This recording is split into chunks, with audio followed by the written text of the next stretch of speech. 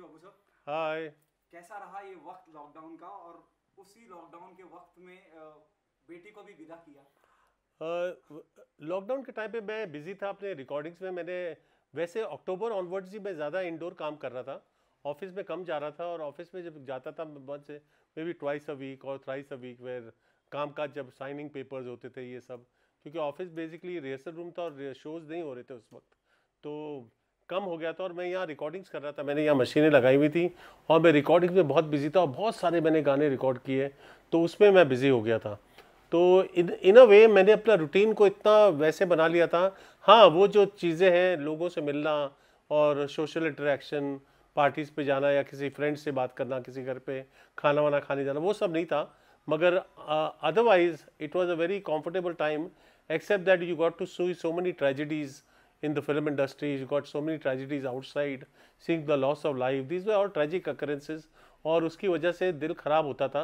मगर अब कहते हैं ना कि अपने माहौल को या अपने लोगों को ठीक रखो तो हर कोई ऐसे ख्याल रखेगा अपने लोगों का, तो शायद काफ़ी लोगों की जानें बच जाएंगी। तो हम अपने लोगों का जितना भी हो सके, यानी कि जो हमारे साथ काम करते थे, जो हमारा स्टाफ था या जो कहा, सबका ख्याल रखा हम लोगों ने, और इस तरह से टाइम बीतता गया।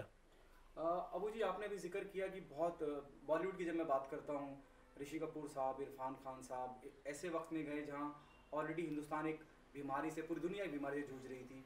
जब आपको इन अजीम शख्सियतों का पता चला कि इस तरह से हुआ, कितनी यादें जहन में आ गई और कितना दुख? मेरा और ऋषि कपूर का दोस्ती बहुत गहरी थी, क्योंकि हम लोग नियरली एवरी मंथ मिलते थे। जब ये वहाँ से आए थे, बीमारी जब हो गई थी उन्हें, उसके बाद भी हम वहाँ अमेरिका में टच में रहा था मैं उनसे, वो मस्ती वस्ती करते रहते थे। मैंने कभी उनसे बीमारी का जिक्र नहीं किया, क्योंकि वो तो उसमें अपने आप कोशिश कर रहे थे उससे बाहर निकलने की। जब वो वापस आ गए तो हमारी मीटिंग हुई थी मैरियट में, और हमने खूब देर बातें बातें की, कॉफ़ी शॉफ़ी पिए।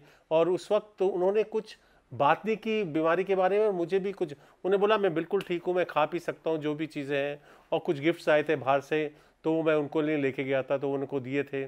फिर थोड़े दिन बाद कुछ उनके फ्रेंड्स ने कुछ मुझे भेजा था कि जाके ऋषि को देना, तो मैं गया था। तो उस वक्त वो शूटिंग हो रही थी उस फिल्म की, जो अब शायद रिलीज़ होगी नहीं होगी, उसकी कुछ शूटिंग बाकी है। कोई अजीब सा नाम था, very nice shooting was going, I think with Juhi Chawla. So I had gone to Golden Tobacco, वहाँ शूटिंग हो रही थी।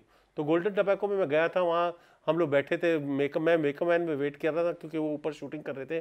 फिर वो नीचे आए, फिर लंच के टाइम पे हम लोग दोनों बैठे, मैंने गिफ्ट दे, बातें बातें की। उस वक्त भी कोई ऐसी महसूस नहीं बात हुई कि वो नहीं रहेंगे। मुझे ऐसा लगा था कि बिल्कुल सब कुछ समान हो गया, एवरीथिंग इज़ ओके।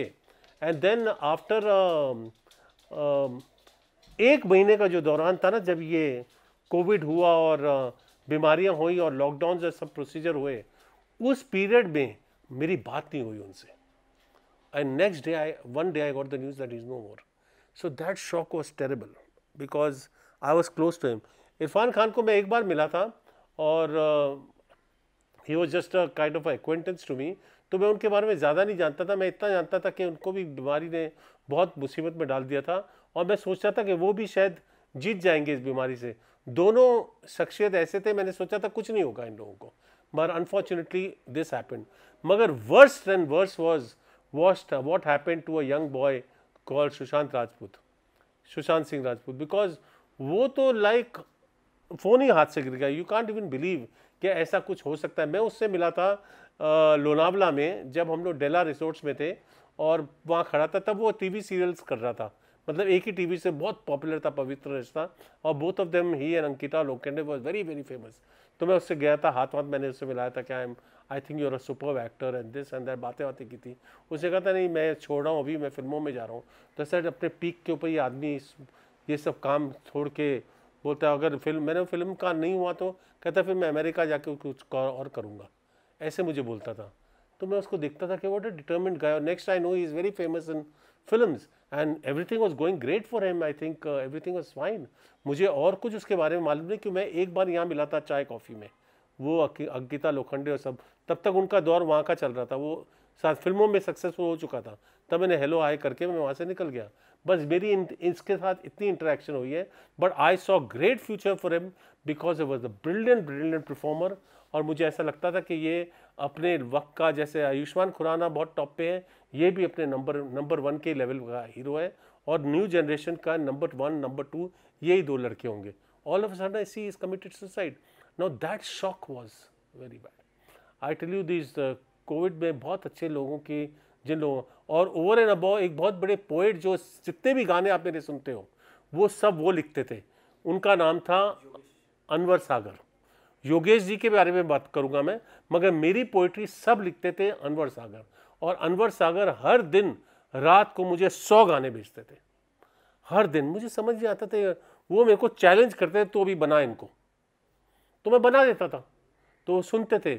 और खुश नसीबी इस बात की कि उनके इतने सारे गाने जो चाहते थे रिलीज़ होएं वो सब मेरे पास है और मैंने वो रिकॉर्ड कर लिए हैं. और वो उनको सुना के, और एक दिन उनका फ़ोन आया कि अबू मेरी तबीयत बहुत ख़राब है. तो मैंने वो हॉस्पिटल जाओ. उनको कोविड का डर था, मगर एक्चुअली वो जो ब्रेथलेसनेस उनकी थी वो हार्ट रिलेटेड थी. हार्ट वॉज गिविंग वे. उन्होंने पूरे रोज़े रखे थे और पूरी, और बड़े दुबले किस्म के दुबले इंसान थे. तो मुझे लगता है समहाउ स्ट्रेस बहुत हो गया उनको और वो सहन नहीं कर सका, हार्ट उस स्ट्रेन को नहीं सहन कर सका. और one fine next thing I know is no more. That day I was actually crying because उनका और मेरा इंटरेक्शन एवरी नाइट. उनके गाने, क्या क्या गाने मेरे पास, क्या क्या गाने उन्होंने लिख के भेजे हैं. एंड आई होप कि ये सब गाने रिलीज़ हों because that will be like a great pay back for him in a manner कि जो उनको चाहिए था लाइफ में वो उनको मिलेगा, क्योंकि गाने सच्ची बहुत अच्छे हैं. आपने अनवर सागर साहब का जिक्र किया, आप इतना ज़्यादा इंटरेक्शन, इतना ज़्यादा मुलाकात का सिलसिला रहता था, रोज़ मिलते थे. हाँ. जिस तरह से आप बता रहे हैं, सोनू निगम ने भी एक बात कही, आई डोंट नो आप उस बात, आपने वो बात आपके नॉलेज में है नहीं है, कि भूषण कुमार ने सिंगरों का, या टी सीरीज ने, या और कंपनी ने कई सिंगरों को भी बड़ा यूज करा गया, प्रताड़ना दी है उनको. जो करंट सिनारियो में सुशांत के जाने के बाद जो मुद्दा उठा है, हाँ. उसके बाद सोनू भी खुल के आए हैं और उन्होंने कहा है कि हाँ, उन्होंने एक्चुअली क्या होता है, there is a lot of partisan attitude in the film industry, in the music industry also. वो जिनको चाहते हैं, जैसे उनके एक गिरोह होता है, वो अपने आप सेलेक्ट करते हैं कि ये सब लोग हमारे अंडर होंगे, हमारे इससे होंगे, हमारे कॉन्ट्रैक्ट साइन करेंगे, हम जो बोलेंगे वैसे करेंगे, एक्सेट्रा एक्सेट्रा एक्सेट्रा. क्योंकि गाना इतना बड़ा काम है, उसकी मार्केटिंग करना और उसके अंदर जो इन्वेस्टमेंट करना market is in very big. जिस तरह से वो रीच आउट करते हैं, जिससे पॉपुलर होता है. गाना मेरे बनाने से क्या होगा, अगर कोई सुनेगा नहीं तो कभी पॉपुलर नहीं होगा. And I will never be a popular artist. अगर कोई भी रिकॉर्ड कंपनी मुझे ले ले और मेरे गाने को 1 करोड़ 10 करोड़ 100 करोड़ लोगों के एक रात में पहुंचा दे, और बड़े बड़े एक्टर गाने, तो गाने की वैल्यू कहाँ से, और वो सिंगर जाके फिर करोड़ करोड़ रुपए लेते, 80-80 लाख रुपए लेते एक शो करने के लिए. तो ये खटकती थी बातें मुझे लगता है रिकॉर्ड कंपनीज को, कि they want to be a shareholder in that also etcetera. I do not know what the. तो वो शायद वो आर्टिस्ट को कॉन्ट्रैक्ट साइन कराने बोलते थे so that they are under them. तो many labels in the world are doing this procedure. मगर अगर आप नहीं करो और आप वेरी एस्टैब्लिश्ड आर्टिस्ट हो और अगर आप अपने आप कर सकते हो तो करके देख लो, तो पता चलता है आप कुछ नहीं कर सकते. आपके हाथ तो बाउंड, आप कितने भी अच्छे सिंगर हो. जब आपको रिकॉर्ड कंपनी नहीं हाथ लगाएगी, आपको फिल्म प्रोड्यूसर हाथ नहीं लगाएगा, कोई हीरो आपको गाना नहीं देगा, तो आपको गाना मिलेगा ही नहीं, आपका गाना कभी स्क्रीन पे आएगा ही नहीं.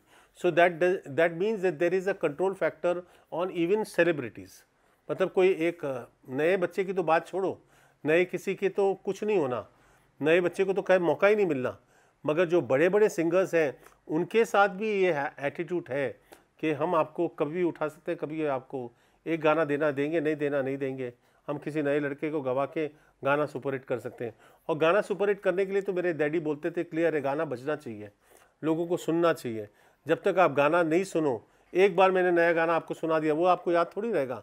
मगर आपको 100 बार 200 बार वो गाना सुनने तो आपके कानों में गुनगुनाएगा. फिर आप फॉरवर्ड करोगे, ऐसे लोग खरीदते जाते हैं. और स्क्रीन पर बड़ी फिल्म के साथ देखते हो तो गाने की वैल्यू तो गॉड नोस कहाँ से कहाँ पहुँच जाती है. So you can not say that जिसके हाथ में कंट्रोल है वो पावरफुल है. फिल्म मेकर है वो पावरफुल है, करण जौहर पावरफुल है, यश राज फिल्म्स पावरफुल है, बड़े बड़े एक्टर्स बहुत पावरफुल हैं, जो चाहे जिनको चाहे ले सकते हैं, जिनको चाहे निकाल सकते हैं.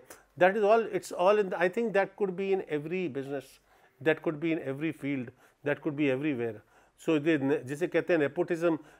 लॉयर का बच्चा लॉयर बनेगा, डॉक्टर का बेटा डॉक्टर बनेगा, तो भी नेपोटिज्म हो गया ना फिर. तो एक्टर का बेटा एक्टर बने तो इसमें what is the big deal. Singer का बच्चा सिंगर बने, म्यूजिक डायरेक्टर का बेटा म्यूजिक डायरेक्टर बने, बाहर वालों को आने नहीं दे, बट बाहर वाले ही राज करते हैं. आपने किसको यहाँ का बच्चा देखा है जो अरिजीत तो बाहर का ही है, सोनू निगम बाहर का ही है, सब कोई लाइन के थोड़ी हैं। श्रेया घोषाल, हाँ, श्रेया घोषाल, श्रेया देव बाहर के, तो जो रूल कर रहे हैं वो तो सब बाहर के ही हैं। अब वो लाइन के हो गए और फिर उनके बच्चे नेपोटिज्म में आ गए, तो फिर वो this there is no end to this, you know. वो डायलॉग आप चलती जाएगा, वो होता जाएगा, मगर जिसके जैसे आपका ह्यूमन रिलेशनशिप है। अब मेरा रिलेशनशिप नहीं, मैं इसको बोलता नहीं कि भाई आप मेरे आके इंटरव्यू लो, ना मुझे नहीं इनका इंटरव्यू नहीं लेना, किसी ने इंटरव्यू नहीं लेना, तो खत्म, मेरे इंटरव्यू कोई नहीं लेगा। तो it's like that. So it is a one-to-one relationship with everything. In every business it is like this. So I do not know, but it's sad that opportunity should be given according to qualification, according to your talent, and even opportunity should be given. But films are never like this. वो तो personal choice है, एक director को एक चेहरा पसंद आ गया, ये चेहरा मेरी कहानी बोलेगा। पुराने ज़माने में तो ऐसा होता था, स्टूडियो साइन करके लगते थे राजेंद्र कुमार इनको on a salary, they used to be on salaries, and then they became big heroes, then they were negotiating prices. So things are very erratic. There is no set formula of working in films, or there is no qualification of working in film. I could be a superb actor if presented to 1 billion people, and I could be the biggest winner, but I'm not presented, so I'm not, so I'm just I'm a big boss guy then. So there is no actually barometer. So who is going to be too good, that you can't say. जिसको opportunity मिल गई, so the people who give opportunity think they are God's,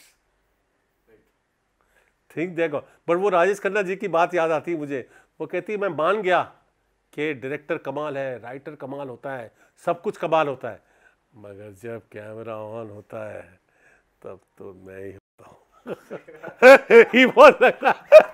he was too good, he was too good, when the camera goes on, तब तो बाबू जाए जो होगा, तब तो मैं ही होता हूँ, तब डायरेक्टर क्या कर रहा है, तब राइटर क्या कर लेगा। After that he was a great star, superstar. उनकी जैसे तो सुपरस्टार शायद कभी हमारी जिंदगी में आई नहीं, फिर कभी आई नहीं।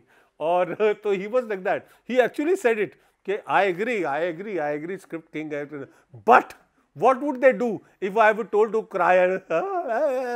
I cried like that, and I didn't cry like that. So he had his style.